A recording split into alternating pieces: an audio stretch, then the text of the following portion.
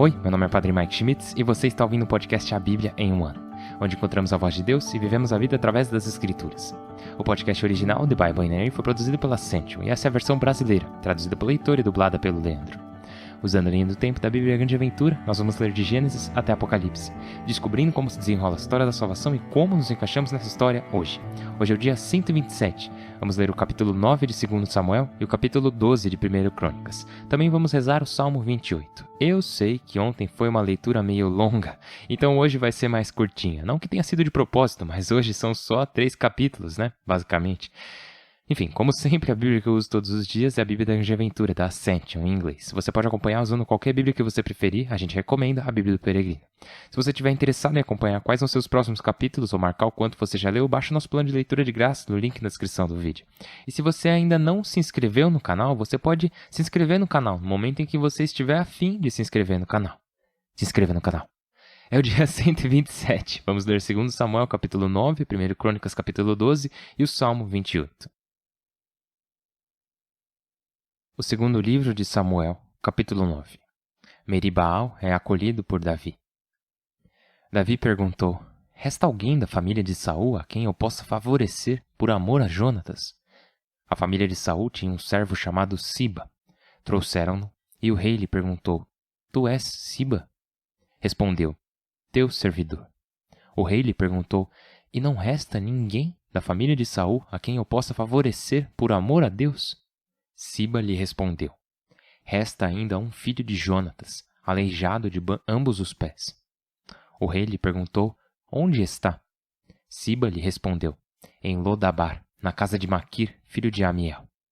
O rei Davi mandou buscá-lo de lá, e Meribaal, filho de Jonatas, filho de Saul, apresentou-se a Davi. Caiu com o rosto por terra, prostrando-se. E Davi disse: és Meribaal? Ele respondeu: teu servidor. Davi lhe disse: não temas, pois estou decidido a te favorecer por amor a Jonatas, teu pai. Eu te devolverei todas as terras do teu avô Saul, e comerás sempre à minha mesa. Meribaal prostrou-se e disse: quem sou eu, para que des atenção a um cão morto como eu? Então o rei chamou Siba, servo de Saul. Ele disse: todas as posses de Saul e de sua família eu as entrego ao filho do teu amo. Tu, teus filhos e teus servos cultivareis suas terras e lhe entregareis as colheitas para seu sustento. Meribaal, filho de teu amo, comerá sempre à minha mesa. Siba, que tinha 10 filhos e 15 escravos, respondeu: teu servo fará tudo o que o rei ordenar. Meribaal comia à mesa de Davi como um dos filhos do rei. Tinha um filho pequeno chamado Micas, e toda a casa de Siba estava a serviço de Meribaal, que se transferiu para Jerusalém, pois comia sempre à mesa do rei. Era aleijado de ambos os pés. 1 Crônicas, capítulo 12. Guerreiros que se uniram a Davi no tempo de Saul. Lista dos que foram a Ciceleg para unir-se a Davi quando ele se havia exilado por causa de Saul, filho de Cis. Eram os soldados mais valentes no combate. Manejavam o arco e podiam atirar pedras e disparar flechas com as 2 mãos. Pertenciam a Benjamim, a tribo de Saul. Abiezer, o chefe, e Joás, filhos de Samaá, de Gabaá. Jaziel e Falete, filhos de Asmote. Baraca e Jeú, de Anatote. Ismaías, de Gabaon, um dos 30 valentes e destacado. Jeremias, Jeeziel, Joanã, Josabade, de Gaderote. Elusaí, Jerimote, Baalias, Samarias e Safatias, de Arife. Eucana, Gesias, Azareel, Joezer, Gesbaã, Coreitas. Joelá e Zabadias, filhos de Jeroam, de Gedor. Também alguns gaditas passaram para Davi no refúgio do deserto. Homens aguerridos, acostumados ao combate, hábeis com o escudo e a lança, ousados como leões, ágeis como cabras monteses. Seu capitão era Ezer, Abdias segundo, Eliabe terceiro, Masmana quarto, Jeremias quinto, Eti sexto, Eliel sétimo, Joanã oitavo, Eusebade nono, Jeremias 10º, Macbanai 11º. Todos esses gaditas eram comandantes do exército. O inferior comandava 100 homens, o superior comandava 1000. São esses os que no mês de abril cruzaram o rio quando o Jordão transborda pelas margens e fecha os vales a leste e a oeste. Também alguns benjaminitas e judaítas foram ao refúgio de Davi. Ele saiu ao seu encontro e lhes disse: Se vindes como amigos, para ajudar-me, eu irei de acordo convosco. Mas se vindes para entregar-me a meus inimigos, não sendo eu um criminoso, que o Deus de nossos pais nos examine e julgue. Então o Espírito apoderou-se de Amazai, chefe dos 30, e exclamou: Somos teus, Davi. Estamos contigo, filho de Jessé. A paz será tua e de teus partidários, porque teu Deus está do teu lado. Davi os acolheu e os destinou aos batalhões de guerrilhas. Também alguns de Manassés passaram para Davi quando ele ia com os filisteus para lutar contra Saul. Na realidade, não combateu com eles, porque os príncipes filisteus decidiram dispensá-lo, pensando: ele passará para Saul, seu senhor, levando-lhe nossas cabeças. E quando voltava a Ciceleg, alguns de Manassés passaram para ele: Ednas, Josabade, Gediel, Miguel, Josabade, Eliú e Salati, generais de Manassés. Combateram em guerrilhas a favor de Davi. Eram todos homens de armas que chegaram a chefes do exército. Dia após dia, chegavam a Davi novos reforços, até que dispôs de uma tropa incontável. Guerreiros que foram a Hebrom para fazer Davi rei. Número dos guerreiros que em Hebrom se apresentaram a Davi armados para transferir-lhe o reino de Saul, cumprindo o oráculo do Senhor. 6.800 de Judá, armados de escudo e lança, equipados para o combate. 7.100 valentes de Simeão armados. 4.600 de Levi. Joiada, chefe dos Aaronitas, com 3.700. Sadoc, jovem e valente, com 22 chefes de sua família. 3.000 de Benjamim, parentes de Saul, que até então tinham em sua maioria permanecido fiéis à casa de Saul. 20.800 valentes de Efraim, famosos em suas famílias. 18.000 da meia tribo de Manassés, designados nominalmente para ir proclamar Davi rei. 200 chefes de Issacar e todos os seus irmãos sob suas ordens, inteligentes e capacitados para avaliar os rumos de Israel. 50.000 de Zabulon em idade militar, equipados com todo tipo de armas e que lutavam com toda a alma. 1.000 chefes de Neftali, com 37.000 homens armados de escudo e lança. 28.600 danitas armados. 40.000 de Asser em idade militar e armados. Da Transjordânia, 120.000 entre Rubenitas, Gaditas e a meia tribo de Manassés, equipados com todo tipo de armas. Todos esses homens de guerra, em idade militar, decididos, chegaram a Hebrom dispostos a nomear Davi rei de todo Israel. Também os demais israelitas estavam de acordo em nomear Davi rei. Permaneceram aí 3 dias, comendo e bebendo à custa de seus irmãos.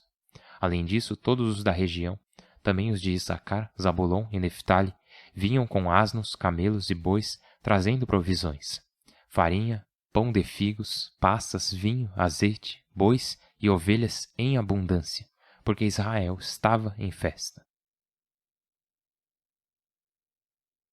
Salmo 28. A ti, Senhor, eu invoco.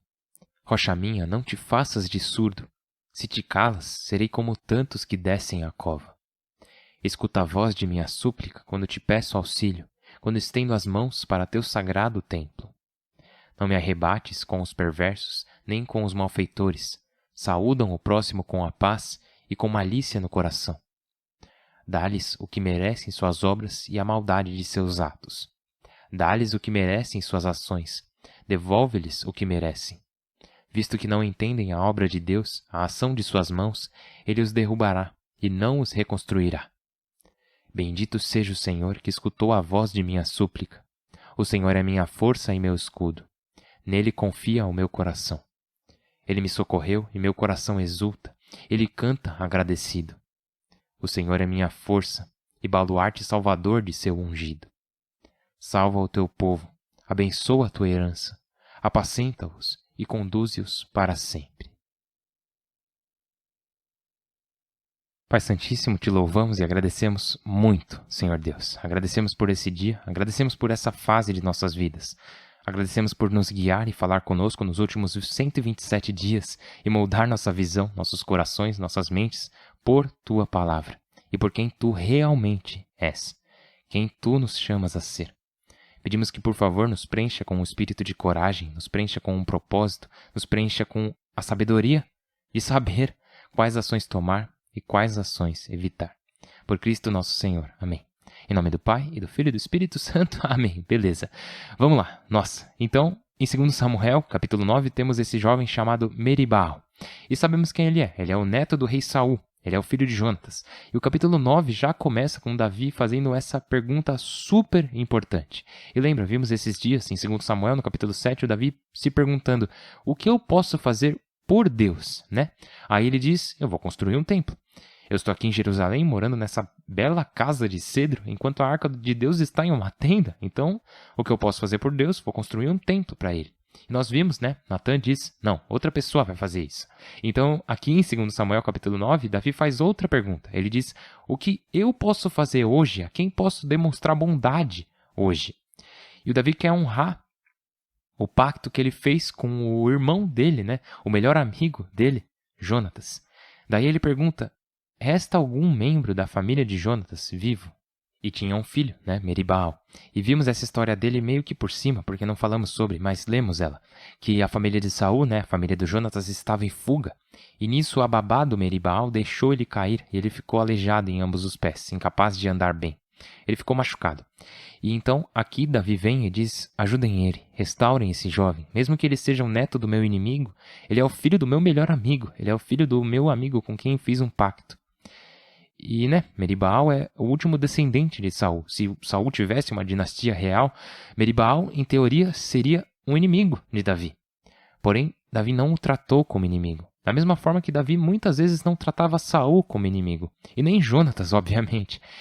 Ele trata Meribaal como um amigo. Na verdade, ele o trata como seu próprio filho, né?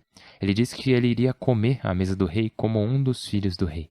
Agora, quando Meribaal foi chamado pelo Davi, pelo rei, né? Ele foi lá pensando: é isso, minha vida acaba aqui, acabou meus dias nessa terra, ele vai me executar, porque faz sentido o novo rei matar os descendentes do antigo rei.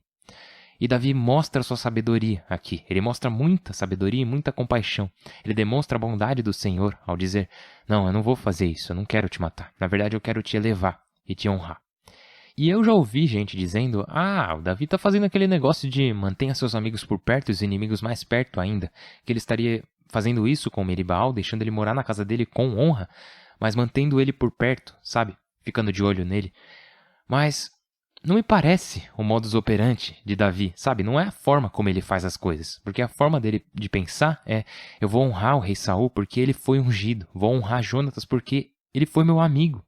Então, é claro, eu vou honrar de verdade, não de uma maneira falsa ou manipulativa, esse jovem Meribaal. Inclusive, as escrituras revelam que a intenção do Davi era realmente ajudar, de honrar, né?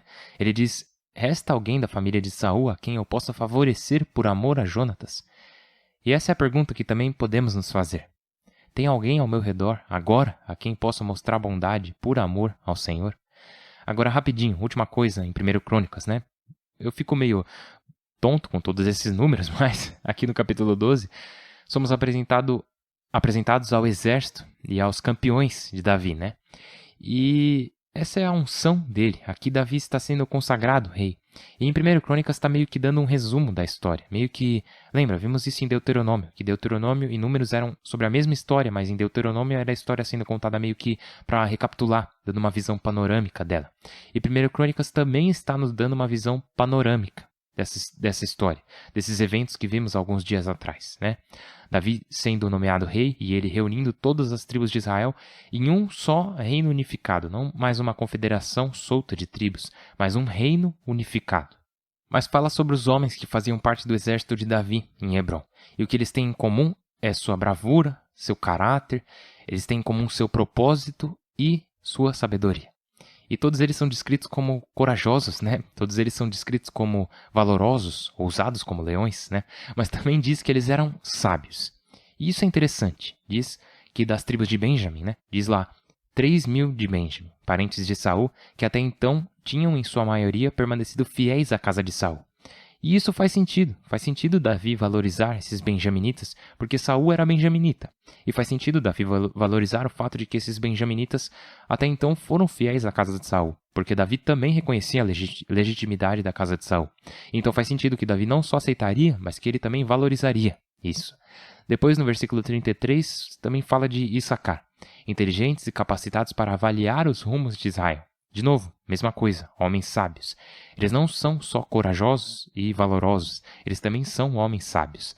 Eles eram capacitados para avaliar os rumos de Israel, ou seja, os homens de Issacar também foram fiéis a Saul enquanto Saul era rei, e agora eles são fiéis a Davi enquanto Davi é rei.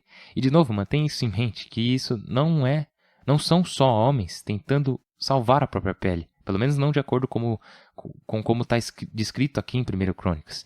São pessoas sábias que, enquanto Saul era rei, eles eram fiéis ao rei. Agora que Davi é o rei, eles continuam fiéis ao rei.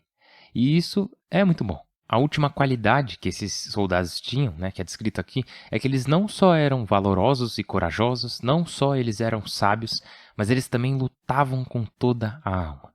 A Escritura diz que eles tinham essa dedicação e perseverança, essa vontade que permitia a eles se concentrar em essa é a minha missão. Minha missão é defender o rei. Meu trabalho é lutar contra os inimigos do povo de Israel. Então eles tinham esse propósito, essa vontade. E não só isso. Eu acho que essa é outra qualidade, Mas eles eram muito bons no que faziam, Eles eram valentes no combate, eram muito bons com lance e escudo. Inclusive, diz que alguns deles eram capazes de usar um arco e flecha e atirar pedras tanto com a mão esquerda quanto com a direita. O que é muito da hora. Eles não só conseguiam arremessar bem pedras com a mão direita, mas também com a mão esquerda, ou seja, ambidestros em batalha, o que obviamente é muito útil e importante nessa tarefa deles de defender Israel contra os filisteus e as outras nações ao redor. Enfim, aqui estamos nós no dia 127 com 2 Samuel e 1 Crônicas. Continuamos a acompanhar a história de Davi, o rei, que vai continuar se desenrolando pela maior parte do resto de 2 Samuel e 1 Crônicas. Daí vem a história do rei Salomão e... continuamos avançando na nossa jornada pela Bíblia. Nossa, pessoal, que bênção incrível poder viajar com vocês. É por isso que estou rezando por vocês todos os dias, porque é uma honra fazer parte dessa comunidade, da comunidade do podcast A Bíblia em um Ano. Eu sei que vocês estão rezando uns pelos outros e isso é extremamente importante, porque se não rezarmos uns pelos outros, somos só um grupo de pessoas ouvindo podcast diário. Mas essa comunidade é mais do que isso. É uma comunidade porque não só estamos ouvindo a mesma palavra, a palavra de Deus, mas também estamos elevando uns aos outros diante desse mesmo Deus, esse Deus que ama a todos que estão ouvindo essas palavras. Se você está ouvindo essas palavras agora, significa que Deus está te lembrando do quanto Ele te ama. E que tem pessoas nesse momento que estão rezando por você e que você não está sozinho. Eu estou rezando por você, por favor, reze por mim. Meu nome é Padre Mike e mal posso esperar para te ver amanhã. Deus abençoe.